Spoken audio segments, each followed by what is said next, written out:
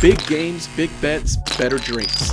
You're listening to Happy Hour Playbook, your guide to the inside of sports and lifestyle. I'm Chris, and we're officially on air.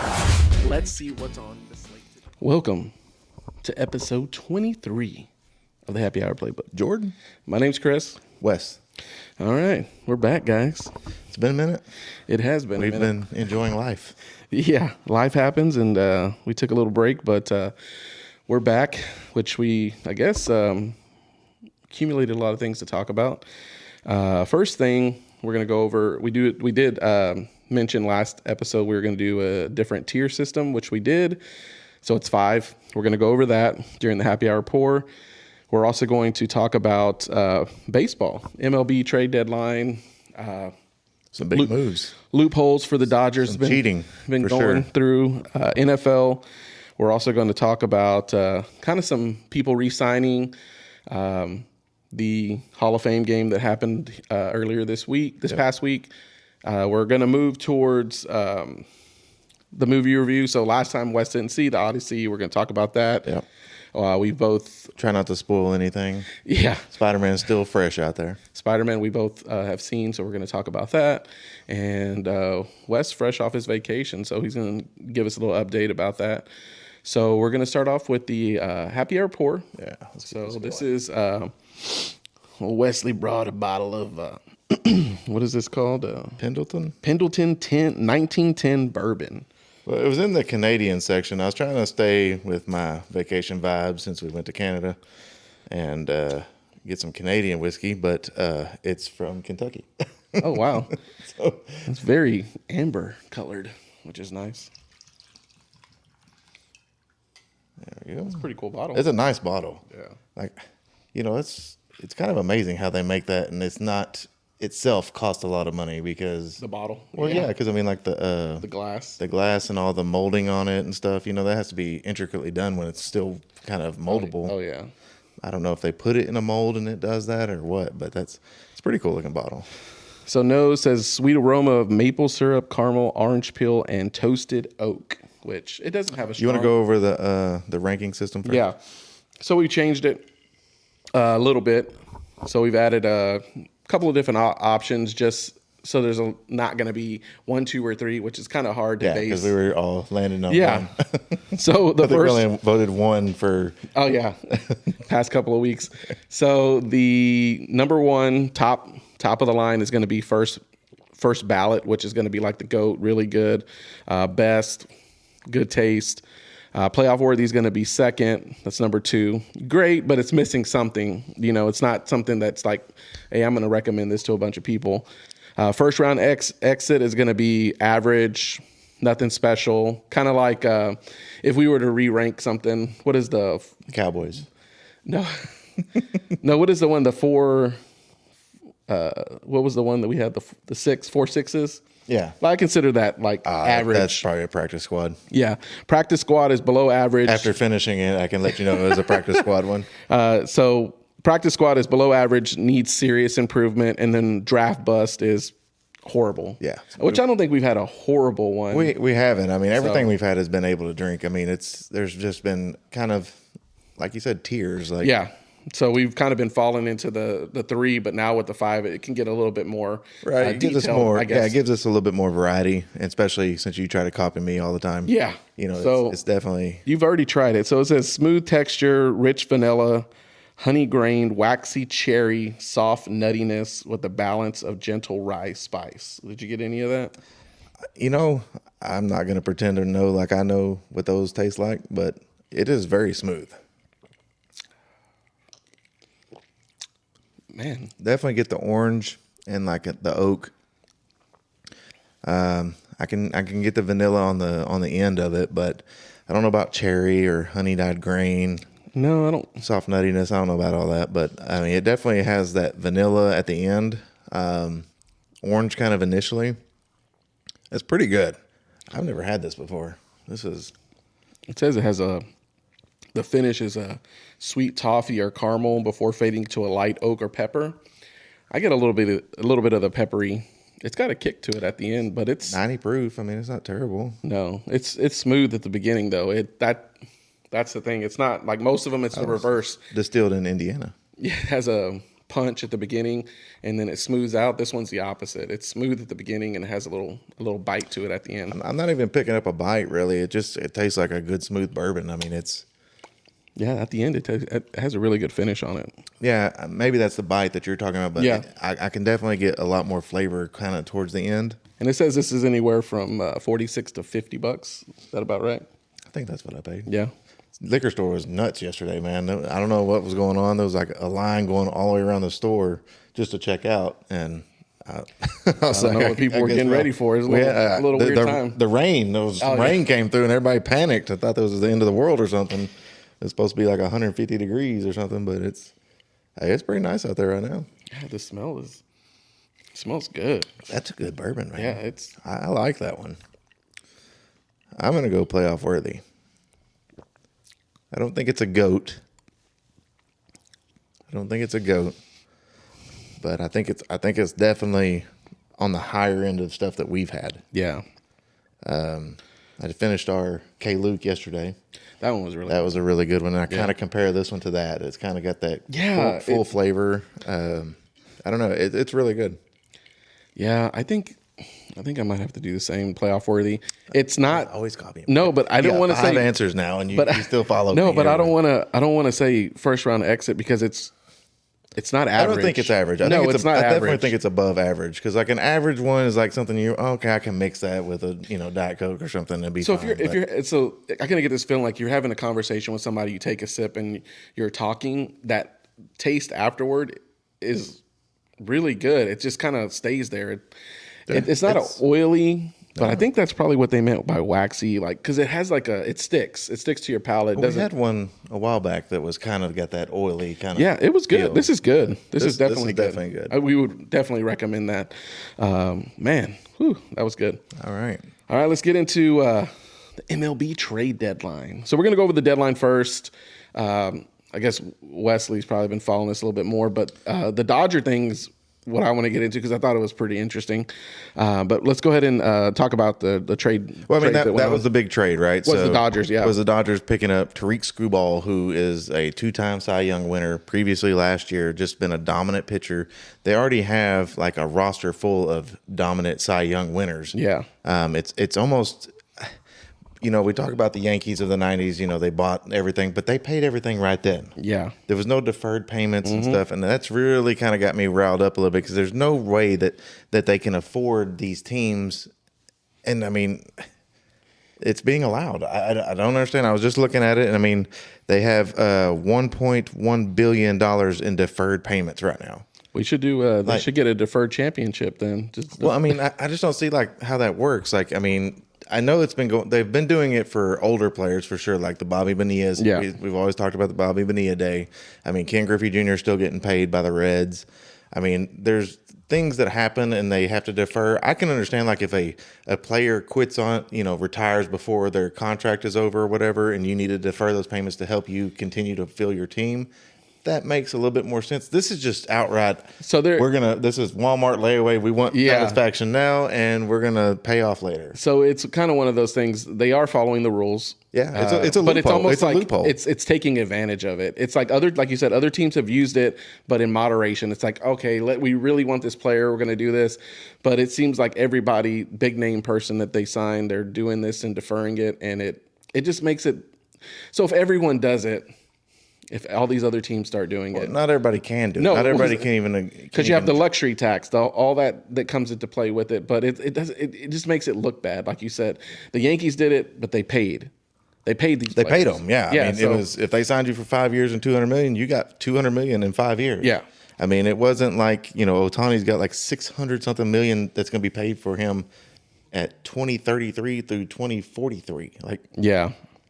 That doesn't make any sense to me. Like, I don't understand. Like, it should be like if you're playing for the Dodgers, your pay should be then. Mm-hmm. Like for sure. And that's what would And we're going to talk about the the lockout that's coming next year probably 2027. Yeah, is that going to happen? We'll see. Yeah, labor agreement, but players don't want a salary cap.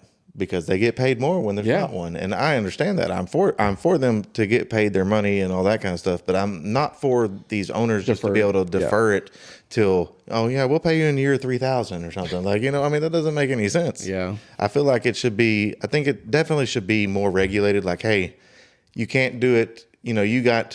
Say you sign somebody for 5 years, you have 8 to 10 years to pay them. Yeah, it should be a limit. Yeah, it's not like you can't infinity, wait 30 years. Yeah, No, it's not 20 years from now. It's you get to, if you want to agree to pay this person, you want to take this break on this whatever loophole, you can defer payments until this time. Yeah, but it can't be for 30 years.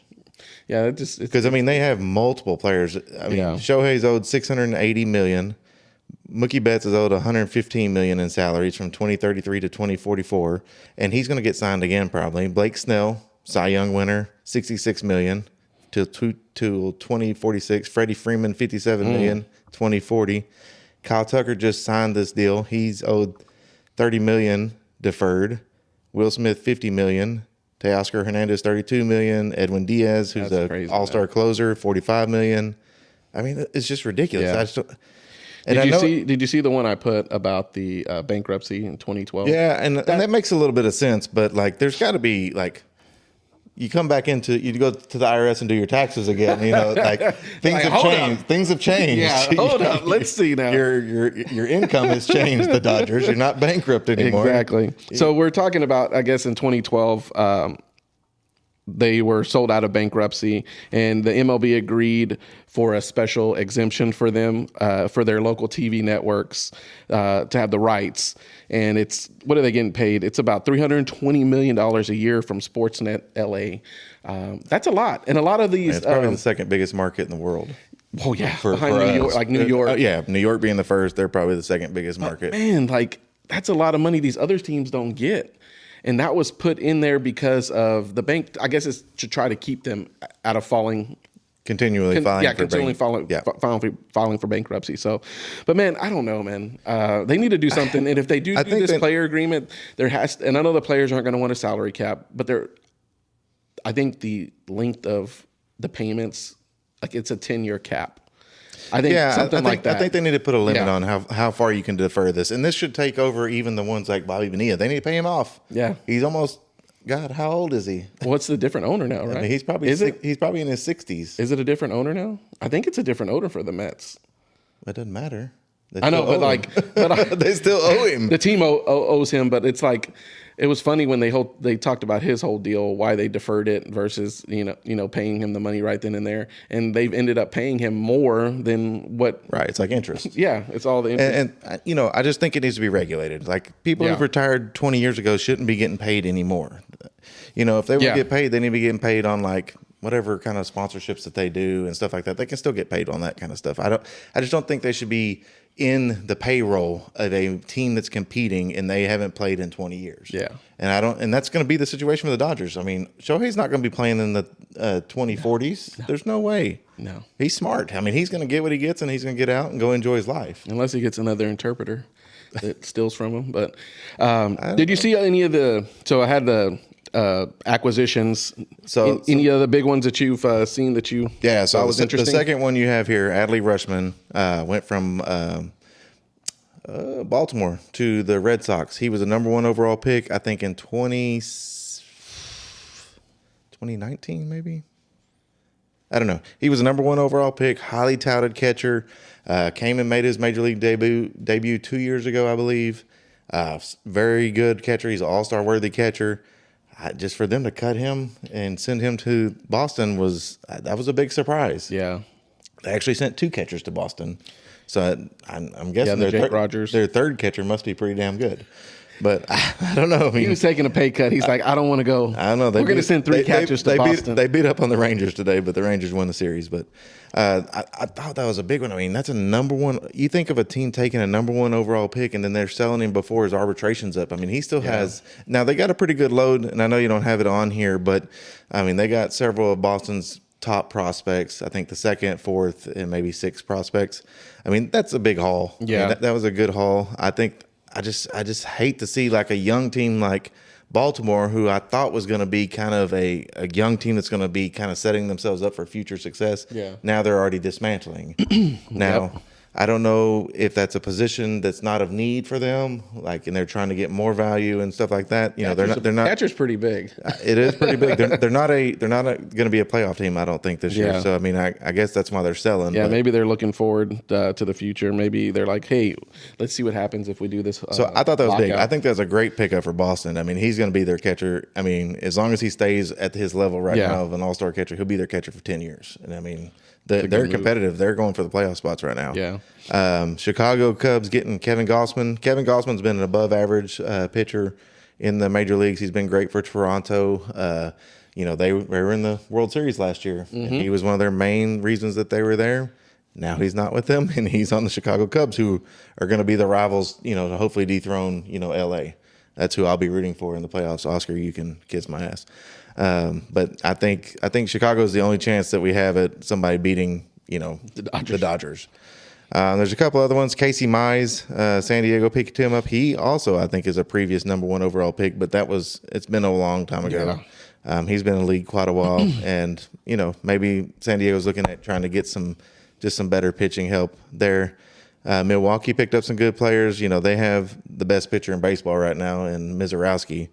He's just nasty. I mean, he averaging like 103 miles per hour on his fastball. It's just not fair.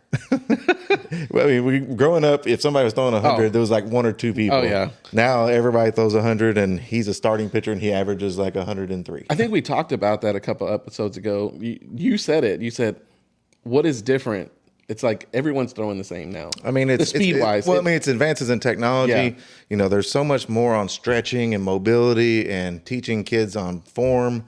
I mean, we didn't have all that. I mean, you can learn how to pitch on YouTube now, and it'll show you all these mechanics and stuff that you need to work on.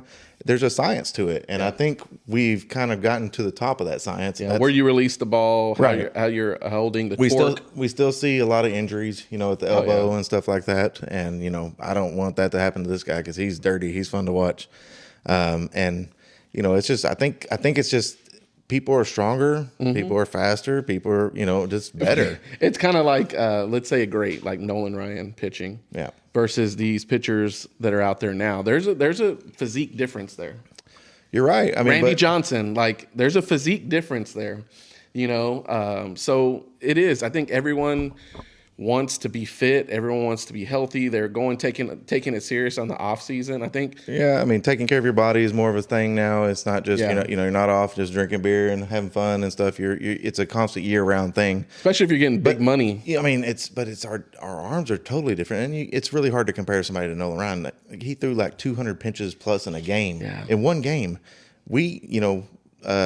DeGrom was taken out of the game yesterday at 80 pitches, 85 pitches. Yeah. I mean, it's just not. And I mean, the expectations were different. And I'm okay with that because he's injury prone and he's. But the expectations were different back in the day. Like you're gonna pitch more. Well, I think it's toughness. I think it's a focus on, more of I need to get the win more than I'm worried about stats and stuff. You know? For sure. Nolan Ryan's probably one of the biggest stat kings of all. If you look at all his stuff, of his no hitters, his one hitters, his stuff like that, you know, it's kind of crazy. But you know, it's funny hearing like professionals talk about it. Like, John Smoltz was doing the game last night for the Rangers, and you know, Smoltz was a big guy back in the '90s and stuff. For us growing up, I was an Atlanta Braves fan because Greg Maddux, Tom Glavine, John Smoltz, Andrew Jones, Andres Galarraga.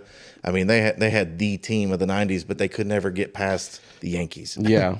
Except for one time. And I think too, like we're moving on to the potential lockout. And what we were talking about, you know, the whole thing of deferring the payments and money to people. But I think what we're looking for now is what else do you think is going to happen or potentially happen with the if the lockout does happen? What changes do you think they need to make? I'm not knowledgeable enough to know what the talking points are at this point. I need to look and see what the actual complaints are and what the disagreement is.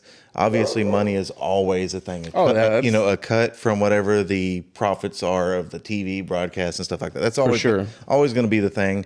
I need to look it up. Hopefully we'll have a little bit more information as this year comes to an end. But hopefully it doesn't happen. It hasn't happened in a long time. I think the funniest thing I read was we said in the '90s, "Don't hate the player, hate the game." Right. It's not about the players. It's not. They're No, doing what I they're don't blame supposed the to players. do. You get as much money as you can, as fast as you can. It's one life. You don't know if you're going to have And that's an another- exit the next day. Go get your money. Like you don't know. Like you said, you don't know when you're going to get hurt. You don't know what's going to happen in your life that's Right. going to change. Where you're going to have Priorities to change. Yeah, you're going to have to exit the game early, and not play, as long as you expected to play. Yep. There's a lot of things that change in life, and I think the money should be there for them because it is. I think so too. It's a lot of games to play. I also think it should just be transparent. I think everything should be transparent when it comes to what MLB is, considered deferred payments. Like that, all that shouldn't be in the dark. Like For sure. Because I guarantee you, your basic fan doesn't know anything about that. Yeah. But just for a Rangers point before we move on, we didn't really do much. We moved Josh Smith, got a few people, I think, for the farm system. Other than that, we didn't really move much. It was kind of strange since we were on a losing streak heading into this You thought there would have been trade deadline. I thought there was going to be some moving.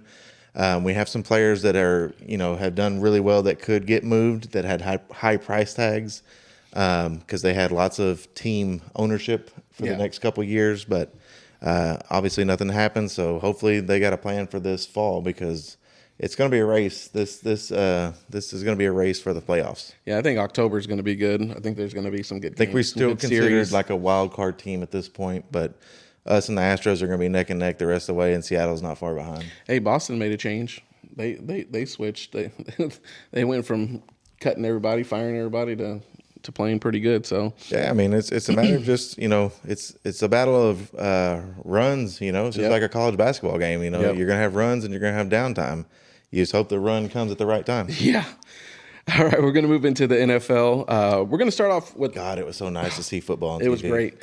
So I know it was weird putting it on because my wife's like, "What is this like live?" I was like, "Yeah, it's the Hall of Fame game." It's not a real game, but it's real for me. It's real. The players are playing. Yeah. But we're going to talk about that and some big trades that happened. But the Hall of Fame game was good. It came down to the end. The Hayden King kid, man, local kid. He's from Longview. Yes, about 2 hours from here. He came out at the end, and I was like, that first play at the goal line. I mean, the last possession he had, I was like, he's not going to run it. He's not. I mean, that's how he made his money in college, was running the ball. I mean, he was kind of deceptively quick, and he made a living running for Georgia Tech. I mean, his college career is kind of broken up. He went to A&M. Yeah, he went to A&M for a couple years. Just couldn't really crack it. Had a couple injuries. The name popped up. I was like, okay, I remember the high school, and then I was like, where did he go to college? And someone's like A&M. I said, that's where he went. Yeah, he was at A&M for a few years. He had a good start to 1 year, but then he had a really bad injury. I think at Arkansas. I think he broke his ankle or somewhere early on in the season. He broke his ankle, and it was just a bad setup for him the rest of the year. Then he just didn't come in and do well the next year. Ended up transferring to Georgia Tech. Had a great year last year, and then he didn't get. I don't think he went draft. I don't think he got drafted. I think he's I don't think he did undrafted. But he's trying to fight for a spot on his team now. And I was more looking towards the Cardinals side because they had Carson Beck from Miami. He's been in college, it seems like, for 9 years. He has 2 national championships from the bench at Georgia, but he's a big physical kid. He's like 6'5", 230. I mean, he looks good, and he looked good in the game. But we were talking about this week. It's hard for me to kind of really judge in a preseason game. Yeah, game, if you watch the defenses, they're not blitzing. Yeah. They're not changing a whole lot at the line of scrimmage. And that's where it becomes hard for an offense to be successful. And so, he made some good throws, over the top. I don't know if they were actually the right reads or anything. It's really hard to determine. I think we noticed that at last year when he was playing. Just I don't want to say dumb mistakes, but there were some mistakes. There were overthrowing, underthrowing, and you saw that during this last season. He was pretty dialed in the game. I mean, he was efficient. I think he only had like 5 or 6 incomplete passes. He only had 20 attempts. Yeah, he was 19 or 20 attempts. Yeah, he was 15 of 19 for 188 yards. So Hayden King was 24 for 34, 21 of 34 passes for 180 yards, and he threw Haynes King. I'm sorry. He threw 2 two passing touchdowns. And then he had a rushing touchdown Yeah. in it. But, I mean, it was fun to watch. I mean, it's fun to watch people out there that are fighting. I like watching preseason mostly for the recruits trying to make the the roster, yeah. Yeah, you see, and then you see the highly drafted guys that you want to see how they're doing, how they adjust. So we'll see how this continues to go on. I'm hoping, we got probably another schedule of games this week that we can look at and kind of take a look at some of these players that we talked about in the draft and stuff like that. But it was good to see it on. I was in the garage. I had it on the TV while I was working out, and it was nice. I was like, man, this is almost that time of year. All right. Now you want to talk about those extensions that were all signed? Because some running backs made some money. Yeah, some big names. So I think we have kind of the big names. You have Jamar Gibbs, Bijan, Jonathan Taylor. Those guys, and Breece Hall did. I forgot he signed one too. What I noticed is they were shorter term contracts with big money.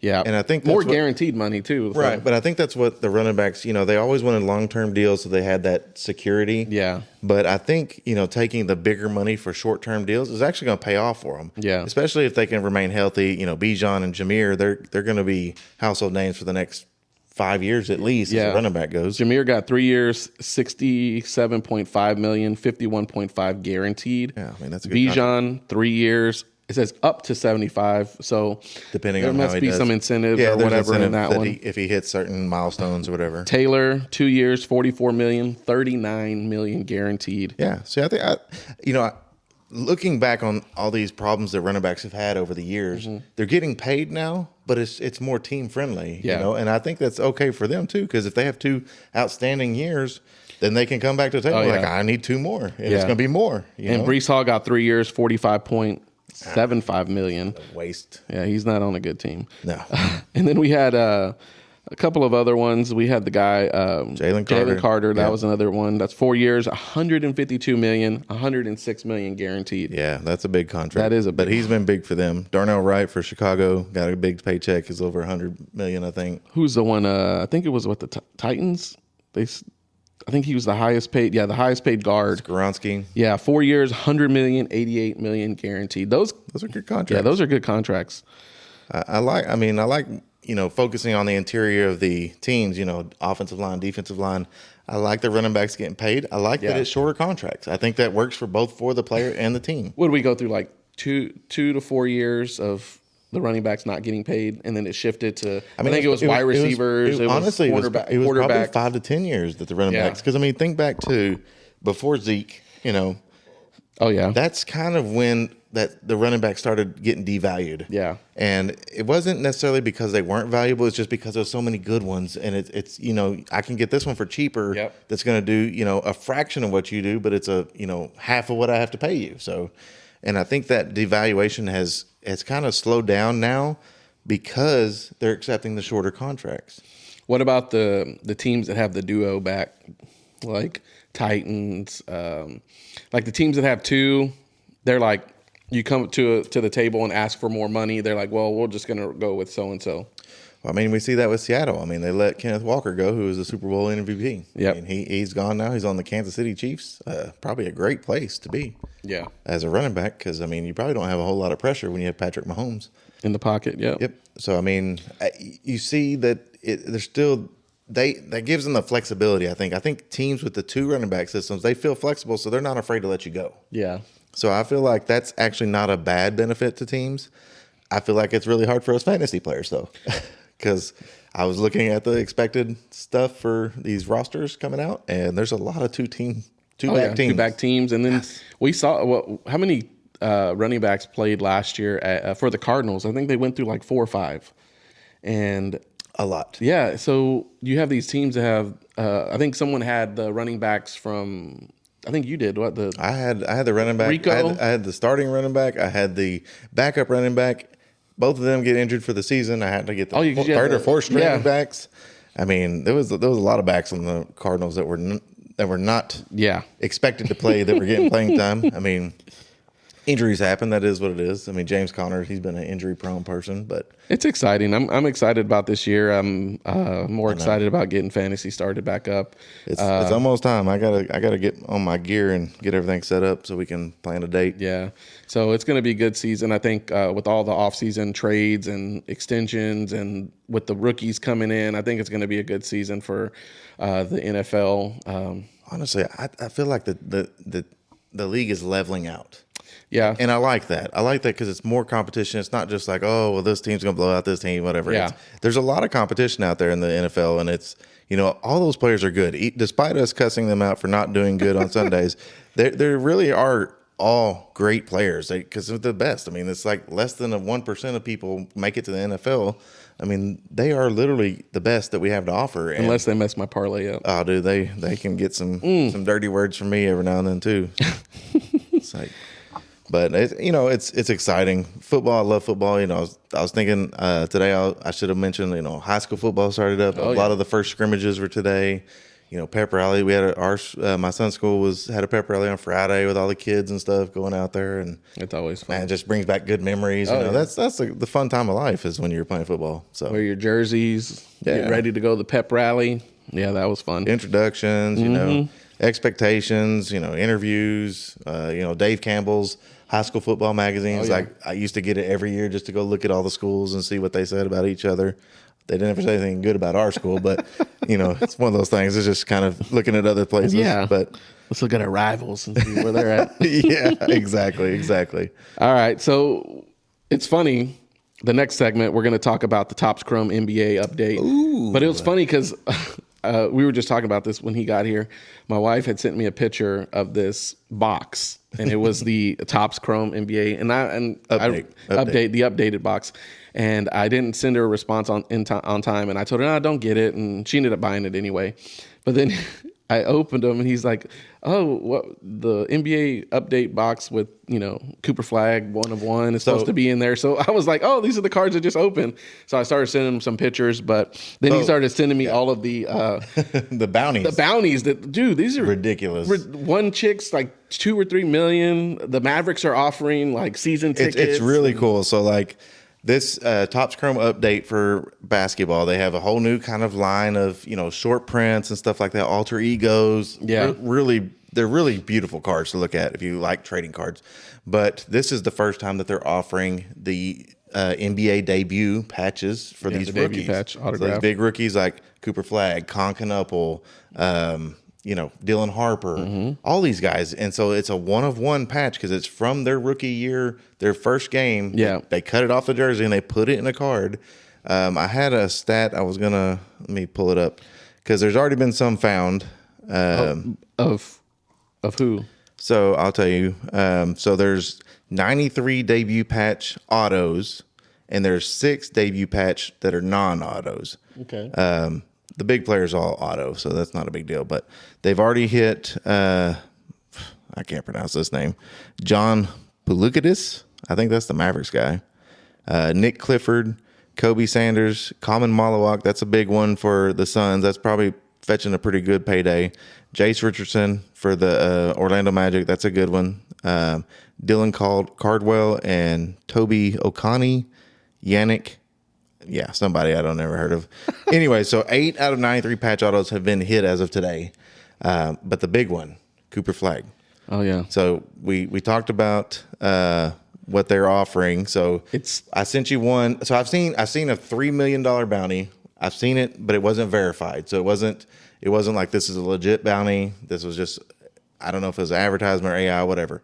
But I sent you one that was $2 million. Oh yeah, that was legit. It was verified. If you find this, they will pay you $2 million to give it to them. My thing is the Mavericks one. It's 2 lower level season tickets for 32 years straight. Jersey number. Signed, game worn Cooper Flagg jersey and post game photo. A private photo shoot with Flagg and the Larry O'Brien trophy. A VIP road trip experience, airfare, hotel tickets, Boston. 2 Mav games in Boston, and a VIP tour of a practice facility. So the debate is, did they lowball you? Because that comes out to a value of like $800,000. $800,000. Yeah. which I would take the 3 million. Yeah, I mean, I'm taking the 2 million too. Then I buy 2 or 3 three million, lower yeah. level tickets. I'm like, gosh, I guess when you put a value on it, because when you look at it and you read it initially, you're like, 32 years, season tickets. It sounds great. It sounds good. Great. And then you're like, only 800,000? I'm like, man, I thought that would have been more. Then that's where the 2, 3, if it's verified. Right. That's when it's like, okay, so, I might do that instead. And so Golden is like the big auction site for Yeah. major cards.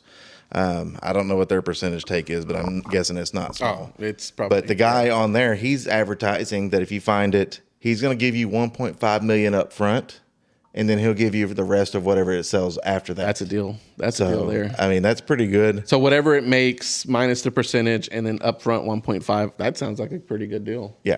So like if it sells for 5 million, because that's what the debate is with this Mavericks thing. If this thing sells for 5 million, you lost 4.2 million or 4.1 million. Handshake? No. I'm gonna take your arm off. What was the dude that they Nico? He's not there anymore. Yeah, he would probably take that deal. He'd be like, yeah, let's take it. Let's trade him. You want Luka too?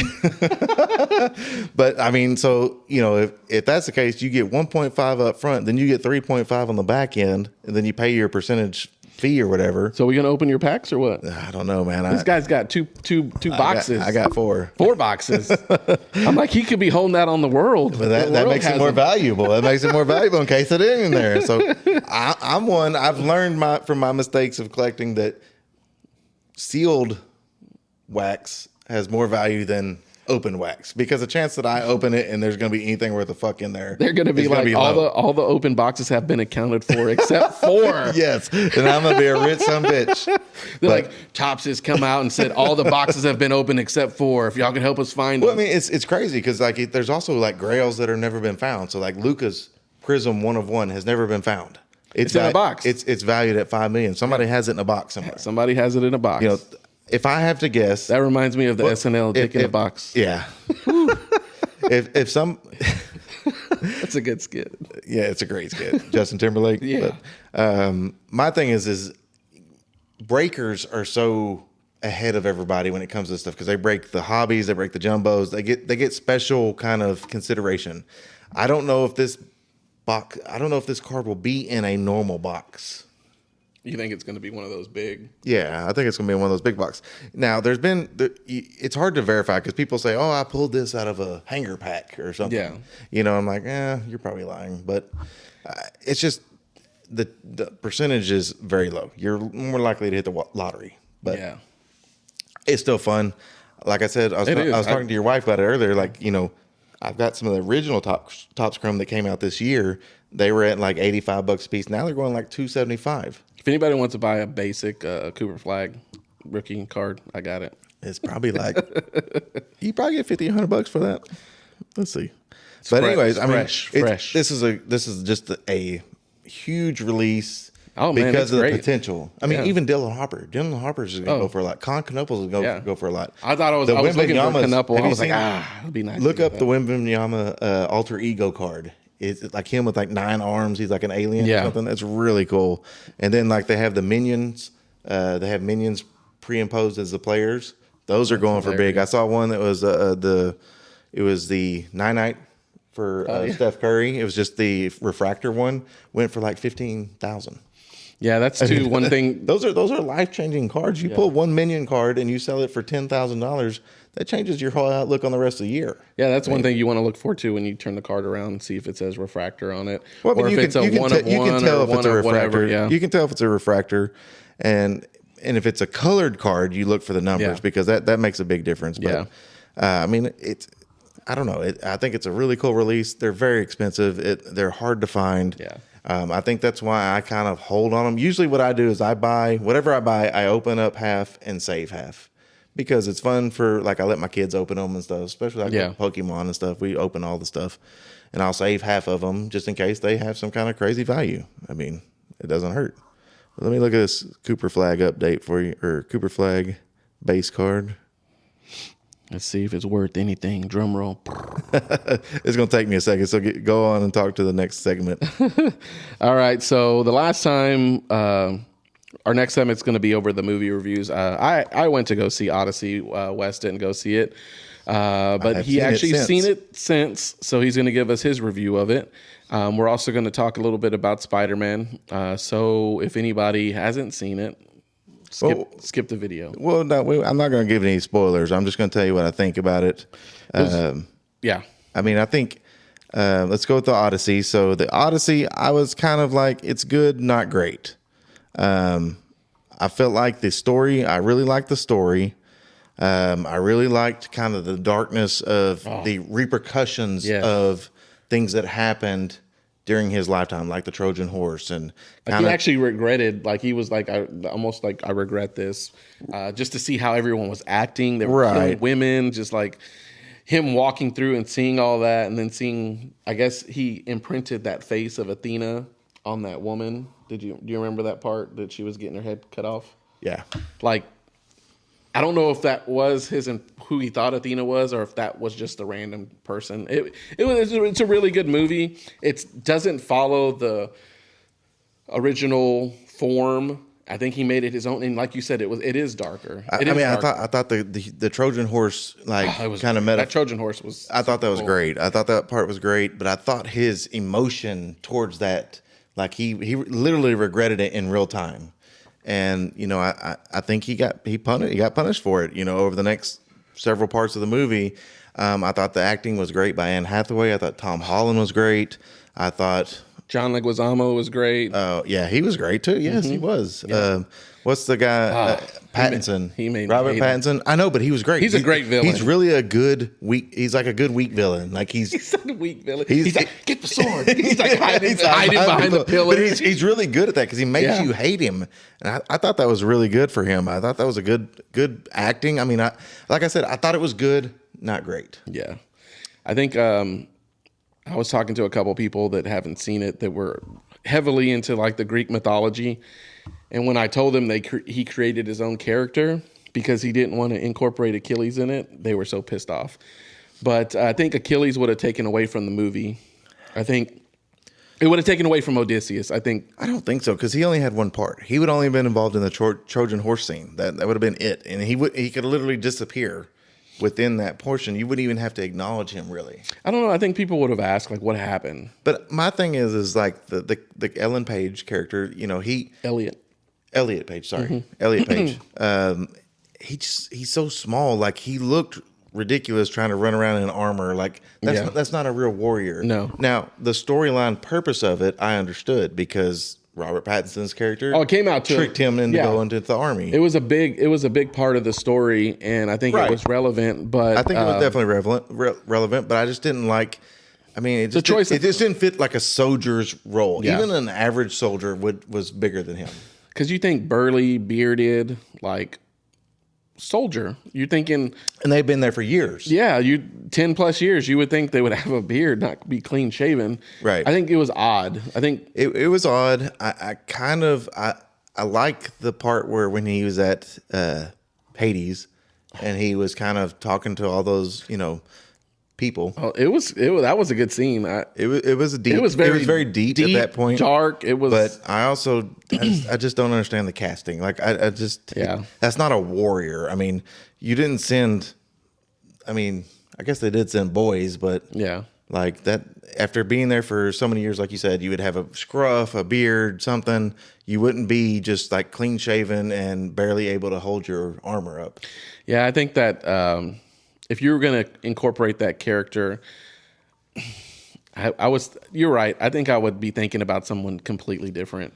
Right. The guy who played his like boatsman or like secondhand man, that guy was really good. He was very good. Now, if you gave him that part, I could see, okay, that was a great part for him because he played his role really good. He stood up to him. He's like, "No, we're leaving. We're not going to do this anymore."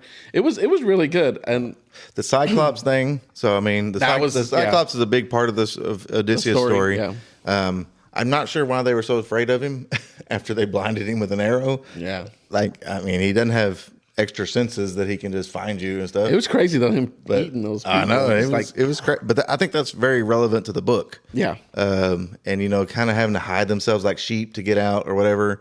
I thought that was interesting because that's part of the book as well. Yeah. But I thought the movie was good. I don't think it was great. Yeah, it was good. I don't like this isn't gonna like Spider-Man's gonna blow it out of the water when it comes to money made. Yeah. And I mean Marvel's probably just more popular, but I thought Spider-Man was better. Which opening weekend, Spider-Man did blow out its own Every in-game, blew them out of the water. those are $1 billion movies. Which I think, I don't know up to date, but it globally $1.67 billion in the first 10 days. And it domestically $145 million in its second weekend. It was a good movie. It was different. It wasn't the cartoony teenage boy, same old Peter Parker. It was a little dark, and I like the way the director went. And I think putting What'd you say was the 10-day box office? 1.67. 1.67 billion. Yeah, that's a lot.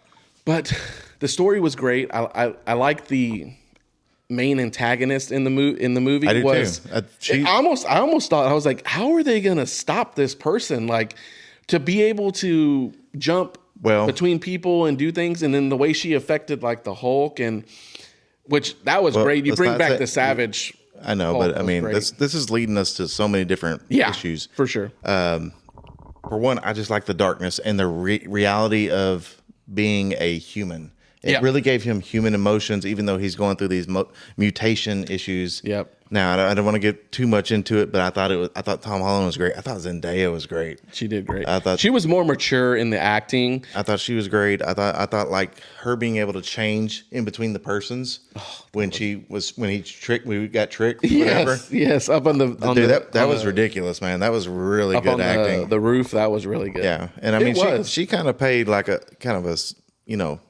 smaller portion of the movie than he did, but I mean, obviously Spider-Man, he's going to get the most attention, but I thought, Frank Castle was great. John Bernthal plays a great Punisher. Yeah. I thought the Hulk was great. I thought the story was great. I thought I had no idea where they were going with it once I realized who the antagonist was, because the antagonist is huge when it comes to this entire multiverse type situation. But this is how they're introducing stuff. But there's lots of little things in this movie that are leading to different things. Yeah. And it may be kind of leading to where they're going in the future. I think he has, 2 more movies? Because he did 2 trilogies. That's what he signed up for. So they've already have, 4 movies, Spider-Man movies. Well, right? I mean, he's going to be in Doomsday, and he's going to be in Secret Wars. So I don't know if those 2 count, but... I think standalone movies for Spider-Man. Which is interesting. A fun fact, when Sony bought the rights in 1999 for Spider-Man, Marvel had a clause in there saying that they had to make a Spider-Man movie every 5 years. And if you go back and look, it's been every 5 years. They've created a movie, which is... To retain the rights. If they don't, and that's including the animated, what is it? Yeah, Spider-Verse movies. Which is another one coming out, I think. Yeah, it's coming out 2028, right? I think. Something like that. So they've been consistent. Now they kind of messed up their Sonyverse that they were trying to come out with, because they haven't came out with anything since Craven. Venom and Craven. Venom and Craven. So they had some flops. The Madam Web or whatever, that was a horrible movie. I never watched it. I should have watched it. Sydney Sweeney's in it, right? But it's bad. But I'm glad they had that clause, because would Sony have stopped? But I think the Tom Holland movies have been kind of a good reboot.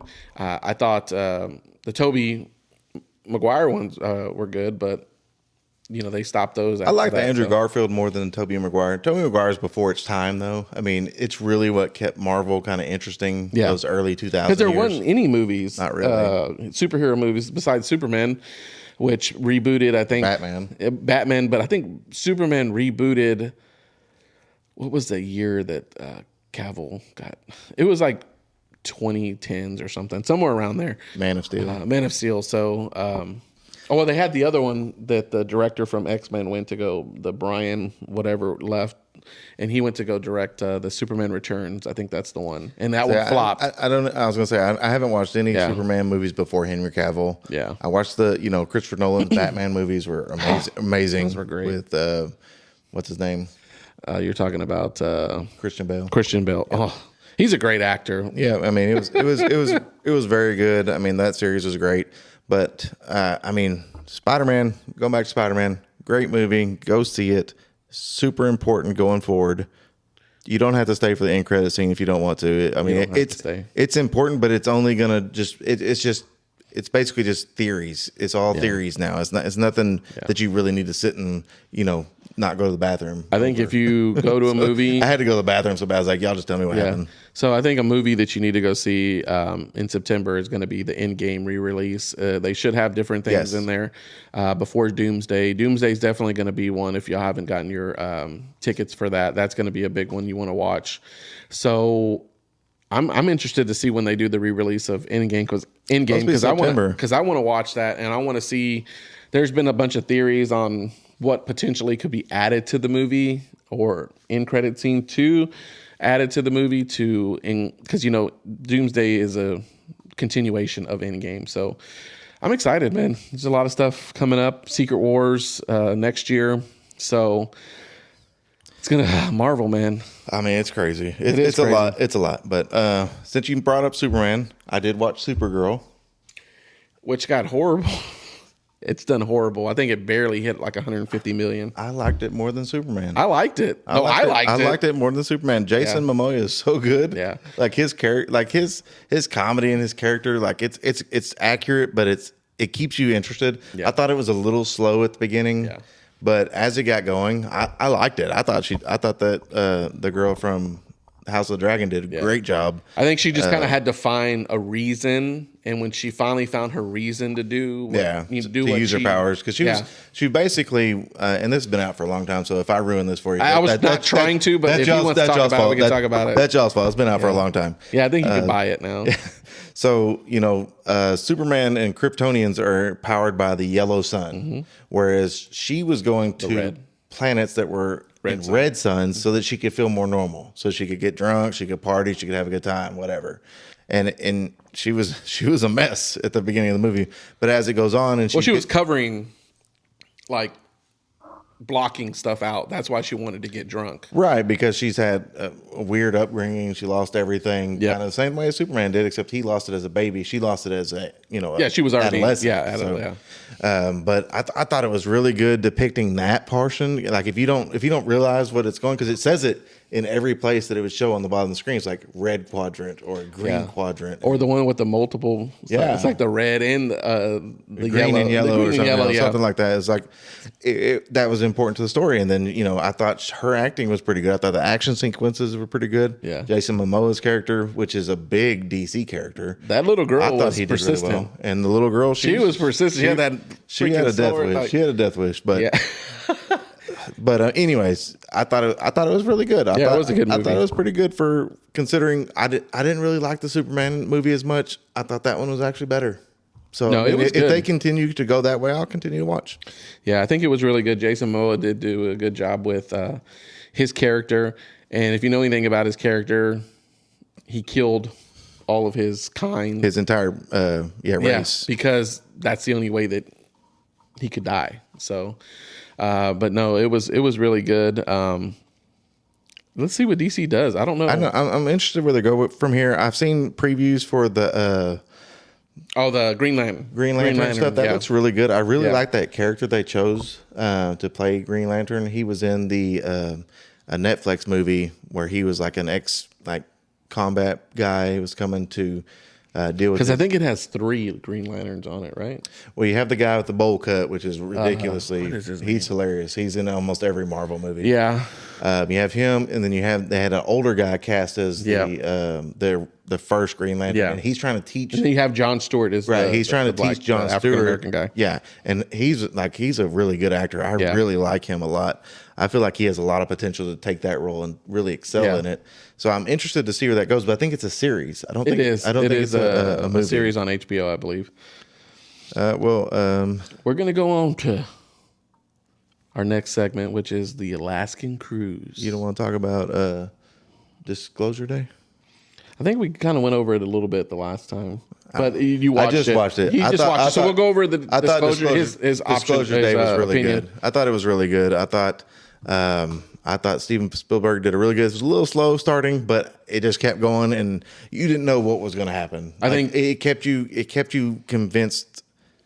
Not convinced. It kept you captivated the entire time, and then I hated how it ended. But I think that's kind of the style. I think that's the kind of the style of the movie, though. Yeah, it was a slow it just start. kind of left everything to question. Yeah, it was a slow start, but once you started kind of putting things together, which was crazy. The guy's like, what do you mean you don't know what they're saying? He's like, no one knows what he can. Like she would speak in Russian, and her boyfriend's like, listen to her. He's like, where did this come from? And she doesn't even know she's speaking Russian. Yeah, she's like, what are you looking at me like that? Then she's reading minds and stuff and speaking Korean. Like, with those guys, yeah, it was very interesting. Like, I really enjoyed it. I think Steven Spielberg did a really good job. I think it really kind of, if I was imagining how the government would be trying to cover something up, the risks that they were taking to cover stuff up, I could see that happening. I thought it was a very good movie.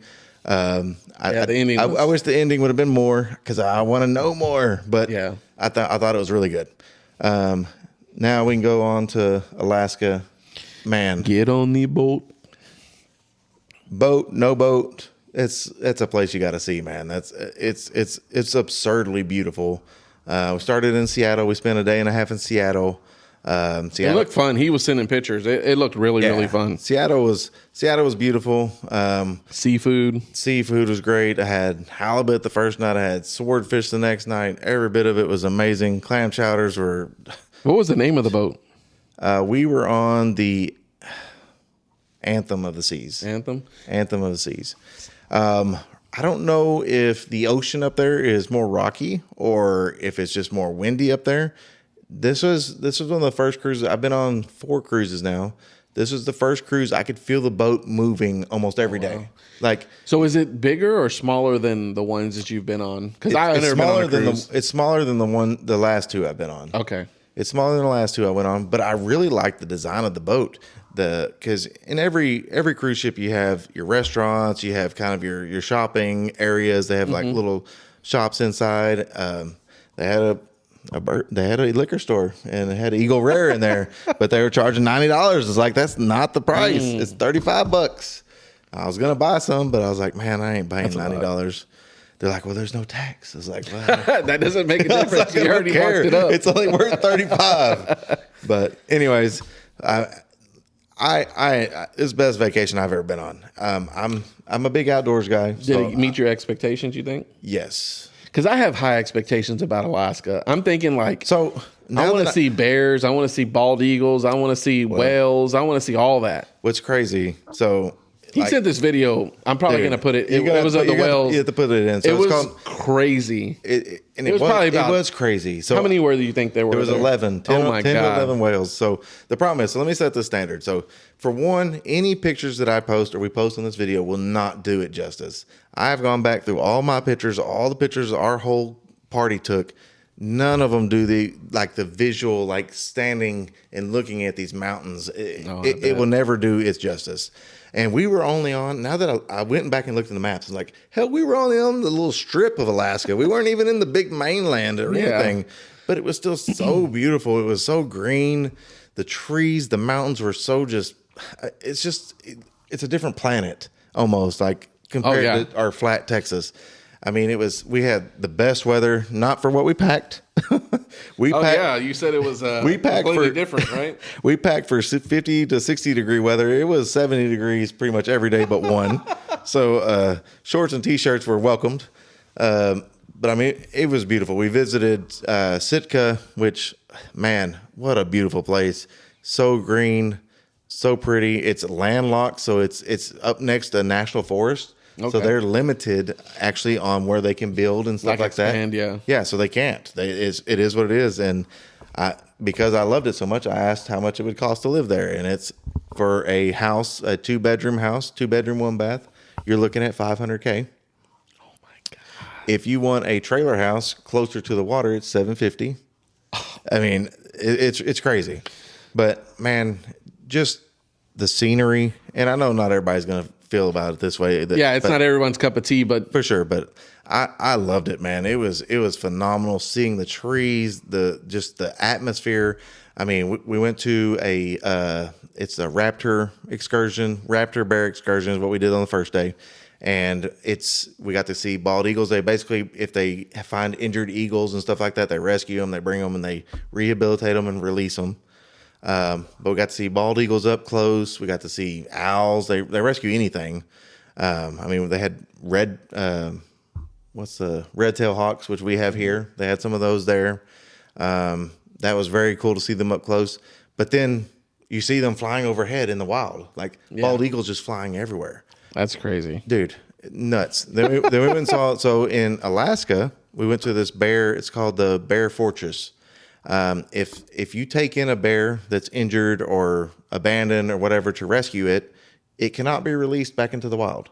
I think that's kind of crazy. I kind of understand that it's gonna feel dependent on humans, whatever. If you feed it, and I guess you do all that. But they have a bear fortress where they rescue these animals, and if they need it, and they take care of them. And you said you saw a hybrid, right? It was a polar bear or brown bear. It's some kind of mix between those. It's bigger than a grizzly, which is big. It's just big. It's a big. Grizzlies are big, and these bears are big, and they were pretty, and they were They had this huge enclosures. It felt like Jurassic Park, these enclosures, and we're just like looking from an elevated position.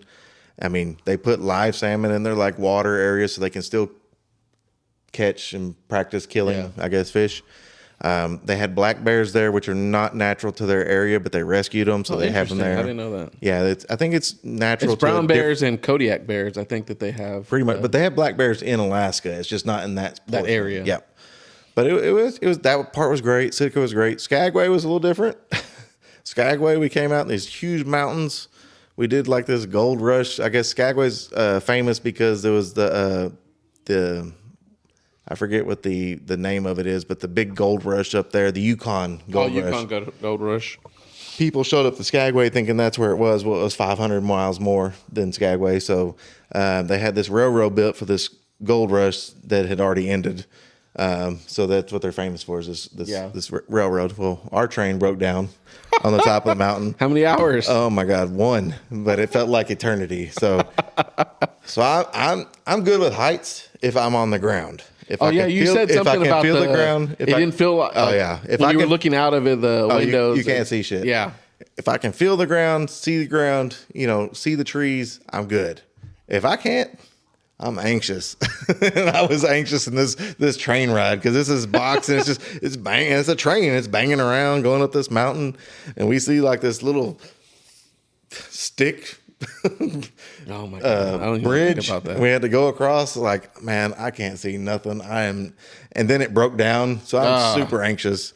And my wife's taking the girls out on they have like a balcony that you can actually go out and look at. Tighten up your shoelaces. We're gonna be walking down. I was like, I'm not going out there. And then I did go out there because that was the coolest part of the place. Oh yeah, you said they don't have AC. Yeah, you said it was hot. They don't have AC, but that was an interesting part. Luckily another train came and got us and dragged us down or whatever. But we got to see sled dogs, which tell them the price of these damn dogs. God, first off, I have a Siberian Husky. Yeah, and then we were supposed to see these huskies that are these sled dogs. Yeah. They don't look like huskies. They're mutts, but they're bred for like strength and endurance and life, I guess, length of life stuff. So these dogs live like 17 to 20 years. Oh my gosh. But they look like mutts, but they work, and they're just workhorses, and they're puppies. We got to play with their puppies and hold their puppies. We got pictures of their puppies, and they're awesome. But they're worth $15,000 to $20,000 each because they're very strict. Like, I guess somebody tried to steal one time onto a cruise ship, and they didn't get past the X-ray machine. But they're serious. Like, no, you have to they're like, we got to get all the puppies. They're like counting them all and like doing all this math and shit. And I'm like, what are you worried about the puppies that much? But you have to get on an X-ray machine to get back on the boat. Oh, dude, you have to jump through so many hoops to get on the boat and off the boat. Oh shit! I didn't know that. Is that all the cruises or just that one? No, it's all the cruises. So because you have to, it's kind of like a customs thing. You kind of like at the airport. You find any good drinks in Alaska? No, I Nothing? didn't really try anything. I did a crab chowder at one place in Ooh, I Sitka. never had That thing was fire. I wish we could have ate there. Like if we had more time to eat, I would have. Yeah. I would definitely want to eat there. They had like a seafood feast. Oh, What was my your God. best meal of the trip? Was man. it off land or on the boat? It's going to be really hard to beat that swordfish I had in Seattle, but every night, I mean, when you do the fine dining on a cruise ship, it's all free. So you can get it. You can order anything you want off the menu. Yeah. And like you can order as many appetizers, whatever. And I mean, I had shrimp every night. I might need to go on a cruise. Dude, it's amazing. It really is a lot of I fun. want to try that. I want to try that. I want to try And we that. had this joke. It's like, it's for the table. It's for the table. Even though I'm going to eat it all, but Family it's style. for the table. Yeah. Just like family style. Just line it all I up. mean, we had shrimp. You had they had fresh cod cooked. They cooked salmon a couple of nights. That sounds Which delicious. salmon's big up there. I'm not a big salmon guy, but I wanted to eat some that was cooked by a professional. And man, it was so good. They had steak every night if you want a steak. Desserts were fire, but I mean, I was barely making it dessert. But I didn't try too much stuff. right, but so talked about Skagway, talked about Sitka, Juneau, whale watching. Dude, that was an amazing video. So I've been on a couple cruises in the Gulf, and you look out at the water, and all you see is water. And I've tried to, as a fisherman, outdoorsman, I'm like, I got to be able to see something. There's got to be something out here. And the most I've seen is flying fish.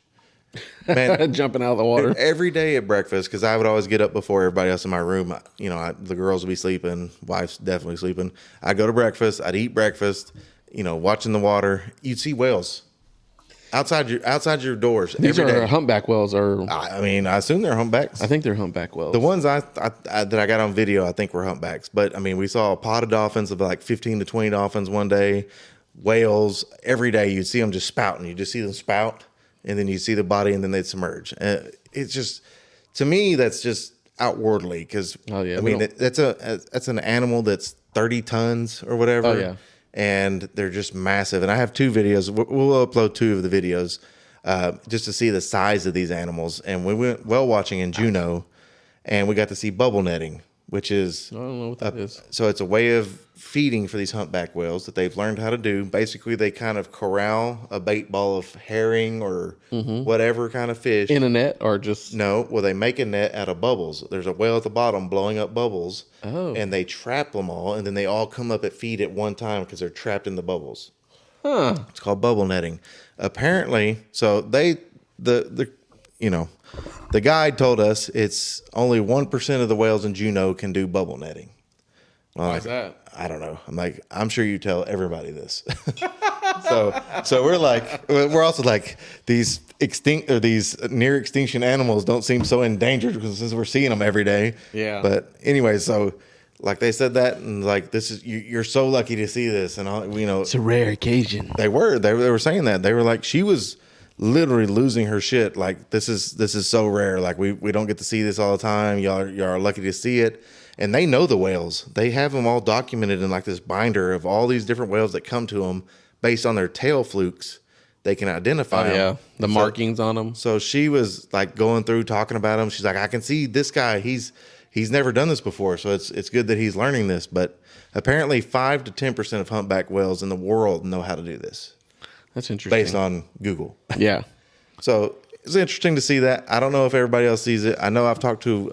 I know my in-laws have been on this cruise before. They saw it before as well. But Ryan, our buddy, he said he didn't get to see that. Yeah, he went earlier. I think last year. Last Yeah. year, and he said they didn't get to see that. He said they just see them come up and then go back down. We got to see orcas. Orcas are only seen like 5% of the time. He said they're too smart and they're too fast. Yeah. I mean, we got to see them. We didn't get to see them up close. They're from a distance, but I mean, it's still pretty cool to see. Yeah. That's the apex predator of the ocean. Free Willy. Yeah, ridiculous. But seeing those, and then we got to go hike to a glacier and see a glacier and take pictures and hiking. They don't have snakes in Alaska. One reason I want to move there. No snakes. I didn't know that. No snakes. I'm ready to go.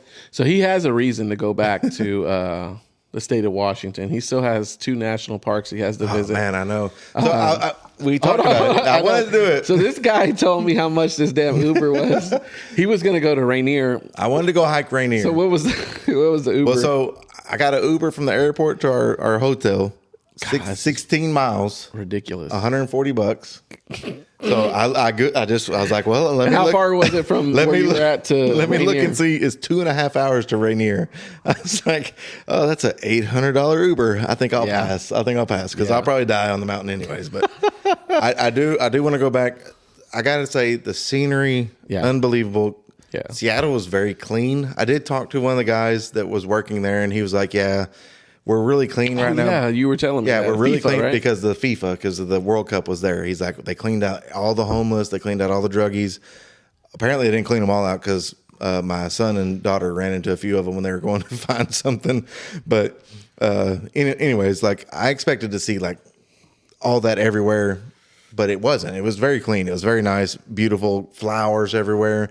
Our last stop was in Victoria, Canada. We had to stop in one destination that's not U.S. For the cruise to be, whatever. So beautiful, man. So beautiful. So green. All the flowers.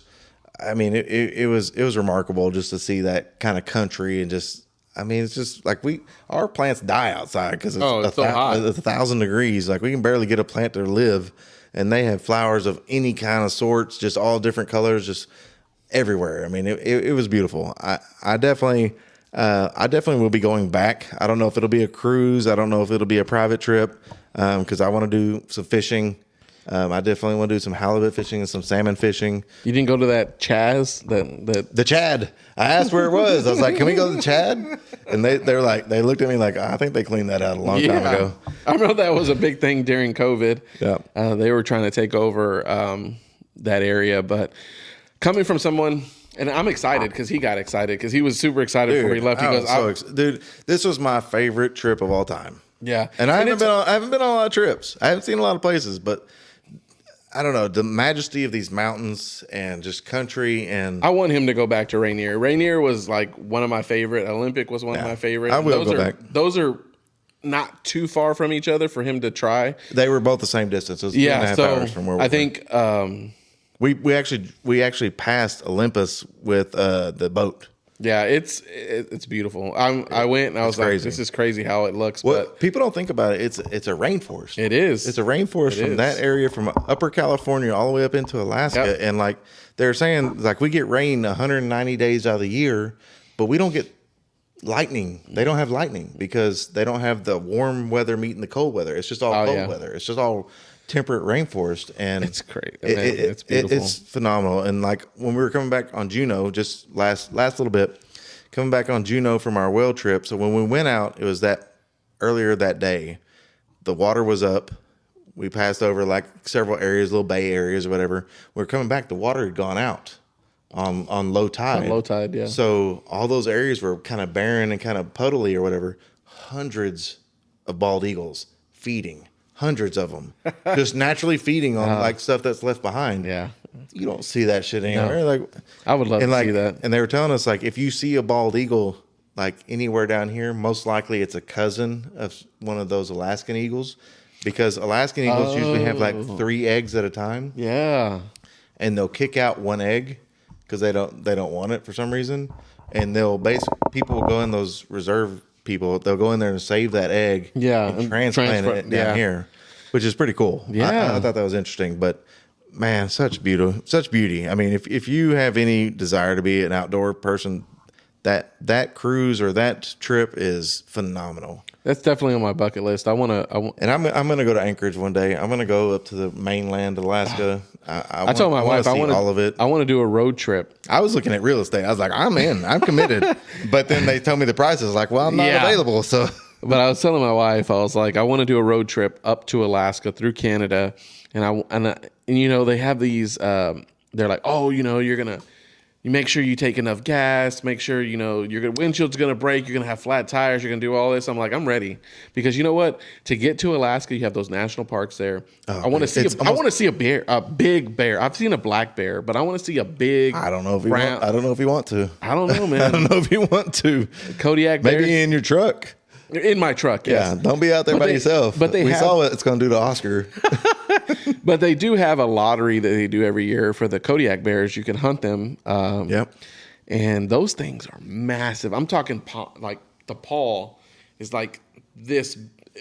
It's hard massive. to describe. It's not a one swipe. You're done. It's crazy. I actually saw one being hunted earlier today. I don't know how old the film was. It was a kid shooting it with a recurve bow. Oh, it was very dangerous in my opinion. Like that's not enough power. But they end up getting. It's like showing the hand next to the paw. It's crazy. But they have to manage them. That's why they allow. That's why they do it. That's why they allow those hunts. We're not trying to just kill. No. Kill them, but they have to manage the population of them. Most hunters are for like the growth of species and stuff like that. If you look at species management, hunters have done that. Like white-tailed deer were like almost extinct at one point. And I know they're doing that too with polar bears because since the ice and stuff in the Arctic cap is melting, it's moving into those Canadian, Russian like areas. So they're having to manage that population because they're coming into the cities. And a polar bear I think it might be the biggest bear. It is the biggest bear, but it's huge. It's also the only bear that's actually hunted humans on purpose. Yeah, like they will hunt humans. So they're having to manage that population because, like you said, they're going to the cities and killing people. So yeah, that's tough. I mean, that's not real cities like Dallas. I know that's wildlife mending with human expansion, and I hate to see that for polar bears, but. Alaska is like the last. I mean, the last frontier. I think that's what it's called. Well, right? I mean, exactly. But like I was talking to people, I was like, "There's places on these mountains that humans haven't set foot." Oh, dude, I would love to go. Like I don't know. I mean, like to a small town, just like trying the food and seeing if I can find any any natives there to try. Like I've seen these people eat like a whale. Like they're sitting there cutting. You can do that anymore. Well, no, they can. They can. The natives can eat it, but they're like cutting like the blubber and they're dipping it, and eating it. I'm like, man, that seems. I want to know what that tastes like. Like, I mean, maybe they don't seem so endangered right now as many as we saw. We get one a year. We were seeing them everywhere. They're like, we get one a year. But so. I don't know. It was pretty cool. Like in the shops and stuff, you'd see like these carving, like they made these statues and stuff out of whalebone. Oh yeah, like, man, you didn't get that? It was like $10,000. I wasn't getting that. I didn't think about that. I was I don't have no room on my airport. Like stuff. to get like a souvenir, like of like a. But they had like a mini totem pole or something. Whalebone like knives made and stuff. Or like the whale. It was very cool. It was very cool to see. Like they use the pelvis and stuff. Like they'll make these. Because I was showing the kids. I was like, they're showing me these statues of these orcas and stuff. I was like, look, that's cool. Bone. It's porous. You can see the difference in the bone. I was like, that's whalebone. And the guy was like, yeah, that's whalebone. They make it out of whalebone. I was like, that's pretty interesting. I was like, I hope it's not. I don't want to promote any whale killing them. But I mean, you see these animals in person, and it's like we need the blubber for lights, the oils. No, but those are massive animals, man, and it's majestic. Mammals. It's majestic. Yeah. It's unworldly. It's not like petting a cow or anything like that. Like it's crazy. It is. Nature's beautiful. And then I had to explain to my kids that they're not going to eat us because my youngest daughter is really worried about them eating us. I was like, no, they're eating like a little bit, and their esophagus is only like this big. Yeah, they're not sharks. Yeah, they're not eating us. That's crazy. But yeah, it was great. It was the vacation of a lifetime. I'm very blessed that I got to go on it. I hope I get to return. My dad's got a buddy that goes up there regularly to fish. He's very wealthy, so hopefully we can tag along one time and just, get a fishing experience up there. But once we get a sponsor, we're going up there to Alaska. We're gonna, we're gonna record. We have to figure this out, but we're gonna record ourselves up there. Well, we need to promote Triumph. Triumph cards. Yeah, you getting a lot of my money. Yeah, me and him were going back and forth on how many we got. I mean, it's a pretty good app. If Triumph, I like it. I like it. You want to sponsor us, Triumph? Let us know. Oh. We use your stuff all the time. But same thing with Prize Picks. Let us know if y'all want to hit us up. But I haven't done a Prize Picks in a minute. I got to get on there. It's been gone. Now the sports are about to start back. Well, I know we're about to do NFL. Like you can bet on the players like winning MVP and stuff like that. Oh yeah, we need to get into that next episode. Oh yeah, for sure. But that's going to be the end of episode 23. I'm Chris. Wes. Don't forget to follow us on Facebook, Instagram, YouTube, and TikTok. Good Lord. We'll talk to you guys next time. Hey, thanks for joining us. That's just good right there. Dude, that was really good. That's really good. Happy Hour Playbook. I'm Chris, and we're officially off the clock. Make sure you follow us on Instagram, YouTube, Spotify, and Apple Podcasts so you don't miss out on our next slate of picks. Stay sharp, stay hydrated, and we'll see you at the next kickoff.